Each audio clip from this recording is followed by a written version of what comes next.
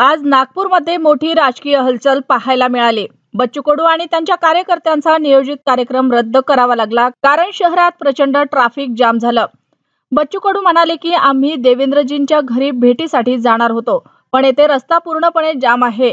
शिवाय देवाभाऊंनी सांगितले की जेवणाची व्यवस्था नाही, त्यामुळे हा संपूर्ण कार्यक्रम रद्द करावा लागला। ते पुढे म्हणाले, आम्ही गेल्या 8 महिन्यांपासून सांगतो आहोत, किमान 15 वेळा निवेदन दिलं, पण या सरकारला शेतकऱ्यांसाठी, दिव्यांगांसाठी, मच्छीमारांसाठी वेळच नाही। बच्चू कडू यांचा सूर आज स्पष्टच होता। ते म्हणाले, नागपूर शहर जाम झालं याची मला काळजी आहे, पण आमचं तर आयुष्यच जाम झालं आहे।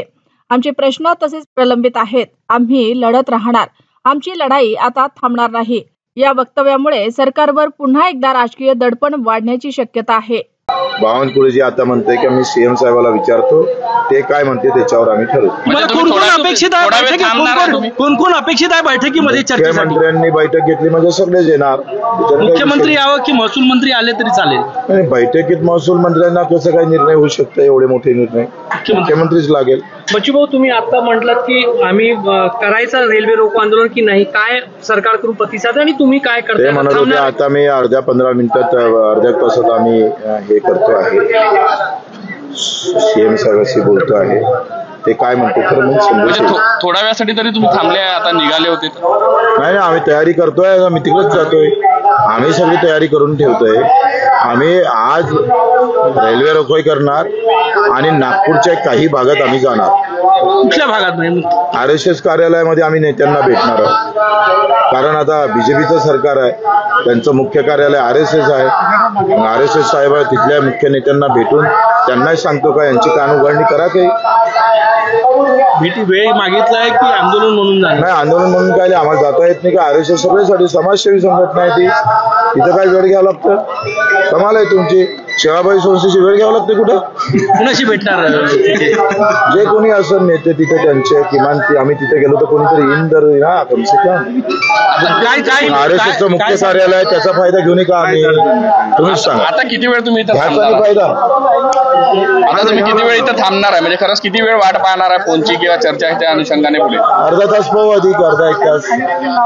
मुख्यमंत्र्यांचे तुमचं काही बोलणं अपेक्षित आहे का? बावनकुळे साहेब काय तुमचं काय बोलणं करून ते म्हणतात मुंबईला या, मुंबईला 6 घंटे जाते, इथे आंदोलनाचं सगळं प्रॉब्लेम आहे, त्याच्यामुळे आमची मुंबई जायची तयारी नाही।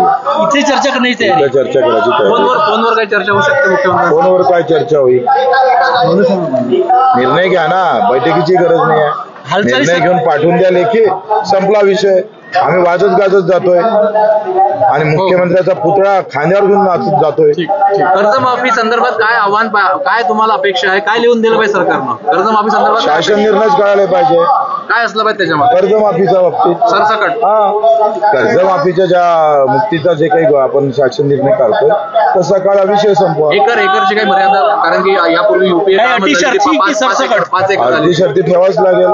किती एकरची तुमची माग आहे? एकरच्या पेक्षा इन्कम टॅक्स आहे, नोकरीवर कोणी आहे, मी आमदार आहे किंवा माझे आमदार आहे, यांना द्यायची गरज नाही।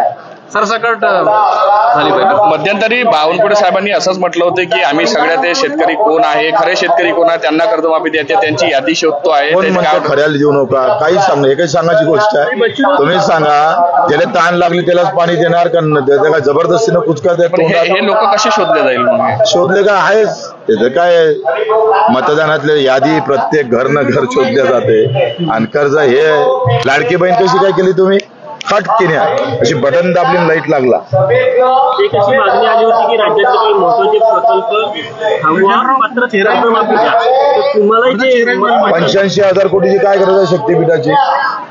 तुमच्या 64,000 कोटी तुम्ही मुंबईत दिले, म्हणजे तिथं निवडणूक आहे म्हणून घातले। तिथे काय गरज आहे मुंबईला सध्या तरी? तुमच्या आता तुम्ही सांगा, एवढं चांगलं पार्क इथं बनवलंय, ऑक्सिजन भेटला पाहिजे। जो ऑक्सिजन निर्माण करते त्याला मरावं लागते। काय विषमता आहे देशामध्ये। तुम्ही म्हणताय की जे कर्जमाफी देताना जे इन्कम टॅक्स भरतात किंवा जे सरकारी नोकरीवर, म्हणजे जे गरजू आहे ते शोधून आणि त्याप्रमाणेच दिली पाहिजे असं वाटतं? ते काही शोधायला वेळ लागत नाही। तुम्ही एक सांग, मी काय म्हणतोय, नागपूरला लागून जर 1 किलोमीटरला कोणाला कर्जमाफी द्यायची गरज नाही, ते येणे झालेले आहेत, त्यांच्या मस्तकी हे पैसे देऊ नका। जे नोकरीवर आहे, आता अजितदादाला कर्जमाफीची गरज आहे का? जरी शेतकरी असले तर नका देऊ. हौशी शेतकरी जे आहेत त्यांना नको. हा 70 कोटी जाहीर काल केली. किशोर तिवारी असं बोलले की बच्चूंचा अभ्यास कमी आहे. त्यांच्याकडे जाईन मी एक दिवस शिकाले.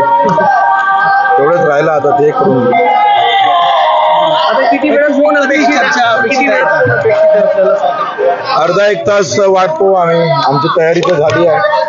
लेखीवर मानणार का? लेखी काय लेखीच लागेल. तोंडी काय करायचंय? लेखी म्हणजे शासन निर्णय लागेल. किमान बैठकीचं तरी आश्वासन लगेच मिळालं. आश्वासनाचं काय? आम्ही आश्वासनासाठी आलो म्हणजे नाही. बैठकीची वेळ आम्हाला निर्णय पाहिजे. निर्णय झाल्याशिवाय आम्ही हटणार नाही.